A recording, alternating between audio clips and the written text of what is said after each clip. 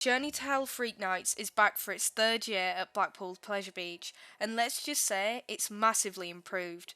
With 9 total scare environments, it's an impressive feat for such a relatively small, compact park.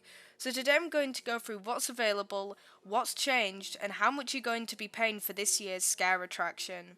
First of all, there are some noticeable changes, but honestly, they're for the best. Number 1. Once you're let into the park, you can choose the order you complete the mazes, so if you'd like to save the rides for last you can, or if the actor-led experiences are more your thing, you can plan it out how you want. Number 2. Consequently, Passage del Terra is not included in your event ticket unless you buy a bundle, as it would mean guests leaving and re-entering the park, making it hard to track guests at the event. However, I highly recommend booking tickets for this classic horror experience, as it is just outside the main entrance to the park, so you can go in while waiting for Freak Nights to start, and it consistently receives rave reviews from guests. If you'd like to visit, tickets are available on the website on the Freak Nights page or under the Plan Your Visit tab, priced from £11 in advance and £12 at the gate. It's a perfect attraction for fans of horror movies too. Number 3. You have individual maze tickets. To ensure people are not redoing mazes and causing queues, the park has decided to ticket each experience. In my opinion, this system is an excellent method of crowd control, and it also helps guests to know what attractions are being offered to them so they can track their night. All scare mazes are included in the ticket price, with 1 ticket in the booklet per maze. Another thing to note is you basically have free roam of the park, unlike other years where you have been guided through each maze in order. So it's a good idea to take in the ambience of the park as you traverse the darkness of the pleasure beach with very few lights on. Of course, to see if there's any value, we need to take a look at the attraction offering. Number 1. The Gatekeeper. This hub is perfect for those not yet ready to enter the mazes, those who have returned from their journey, or those who have been left hungry for more food and drink. In this area by the dancing fountains of the park, you can watch excellent live music acts and see some impressive fire stunts, whilst also having a bite to eat and a nice drink. Of course, FY4 makes its return to the park for more live DJing. This area would have previously been used for the introduction to the story, but now you can roam the area freely. Number 2. Impossible Freak House. Take a trip into the Impossible Illusions attraction and get chased by soul-snatching clowns. These clowns have made appearances in previous Freak Nights, but now they are even closer than ever, nestled into the Mirror Maze. Complete with flashing lights and lots of violent scenes, it's a perfect scare with anyone with a phobia of clowns or children's birthday parties. Number 3. The Rising Ghost Train. The Ghost Train already has an uneasy atmosphere and is a classic spook for all ages, but something spooky has arisen and the ride is not what you expect. You are taken on the usual course of the ride, spinning around dark corners but lurking in the shadows are live actors.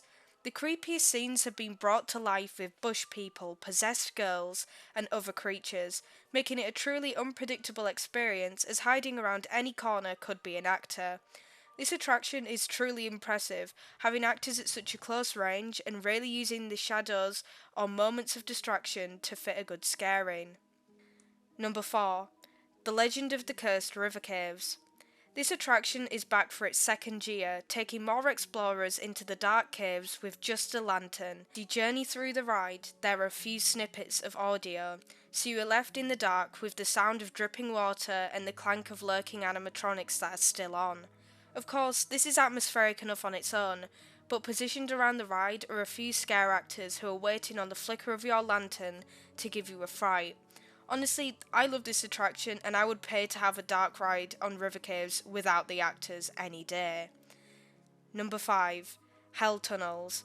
Back for its third year is the Hell Tunnels, which takes guests under the park into the maintenance tunnel where some strange characters await you. Outcasts inhabit the underground maze, carving up strange meats, and as you continue through the maze, you come to realise you are on the menu. This maze gives guests a look at the park from an angle only seen during the event, and while it provides some great scares and chases, it's really interesting to see access points to rides such as the Thrill-O-Matic. Number 6. Sirens of Infusion. This is the pain of infusion, but in the dark. Honestly, I need to cut it some slack. It's not too bad, but for those who don't enjoy the ride experience, it's the scariest attraction of the night. The story is that the sirens that hide in the waters of infusion have come out and are trying to lure guests into the abyss of the ride. Personally, I like the link to the theme. It's really left to your imagination of what the story is, and so long as you keep your head back and still and pick your seat right, Infusion can be a good coaster. Number 7. The Controllers. The big one is back in the dark, with no floodlights on, and your only light is the illuminations, giving you a beautiful thrill as you look out to Blackpool town. The story for this attraction is you are under mind control and being dragged about, which makes sense with the lack of lighting. The costumes for the controllers are quite cool too, having a futuristic look to them. Overall, any excuse to get a night ride on the big one is a good one, so I really do recommend giving it a shot. Number 8. Pleasure Beach Express. This is a storytelling experience using the 10-minute train experience at the park. It tells the story of witchcraft, with the train journey being a pilgrimage, but it only goes as far as a story. Unfortunately, there aren't any scares throughout the experience, despite many opportunities such as a tunnel being available. Although, possibly the aim of this experience is to set up a maze for next year, or to give guests an escape from the mazes, where they can take in the looming shadows of Big Dipper, or just enjoy the tale. According to reviews, however, the actors that take you on the tour give a great performance. Number 9. The Lost. For fans of the park, this is a standout attraction, taking you into the Space Invader building, or as many will know it, the Moon Crater building in Nickelodeon Land. Fans have been wondering what has happened to the inside of the Great Facade for 14 years, but now guests can finally step back into that great room for a scare maze experience. Basically, the aim is to escape the maze filled with lost people who appear to be under the control of something, and your aim is to escape the same fate. The theme of this maze is great to say it's in such a massive space that hasn't been used in many years, and it's really great to see a future for the previously unoccupied space. Although, with how big the area is, it would be great to see another indoor coaster. Yet seeing it used for scare mazes is a good idea because there isn't much space elsewhere for a custom themed indoor experience. Okay, so with a great lineup such as that and overall positive reviews, what are the prices? For a standard ticket to all the mazes inside the park, you'll be set back £39 per person. But if you want to go to Passage del Terra 2, you can bundle it for £50. This means you are still paying the standard £11 entry for Passage, so buying separate altogether doesn't give you any discount. These ticket prices are great for the value you are getting in my opinion, and you are given from 7 to 10 PM to explore the park after hours and enjoy the live entertainment. Of course, standard rules do apply in that all guests must be aged 10 years or older, and guests under 16 must be accompanied by an adult. Groups with under 16s should also have an adult to minor ratio of no more than 6 to 1 too. As a final point, there is merchandise you can buy during your visit, although I don't believe retail is open during the event, but you can purchase the following: a Survivor magnet for £5.95 with all the mazes on it, either a logo t-shirt or a Survivor t-shirt for £19.95, a Survivor hoodie for £34.95, and a Survivor lanyard for £3.95.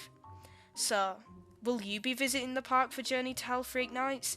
It will be running on select dates from the 7th to the 30th of October. More specifically, the dates will be the 14th to the 15th, the 21st to the 28th, and then the final day is on Sunday the 30th of October. I would highly recommend giving it a shot if you're in the Blackpool area for some good frights and late night rides. It's a perfect night out for laughs and food with your friends, and it gives an inside look at the park for theme park enthusiasts such as myself. I'm so happy for the Pleasure Beach as they have really stepped up their game since the first Freak Nights, even including media previews with footage of the mazes this year, and I can't wait for the future of the event. If you enjoyed this video or have any questions you'd like me to answer, make sure to like, comment and subscribe. This is Just Talking. Bye bye.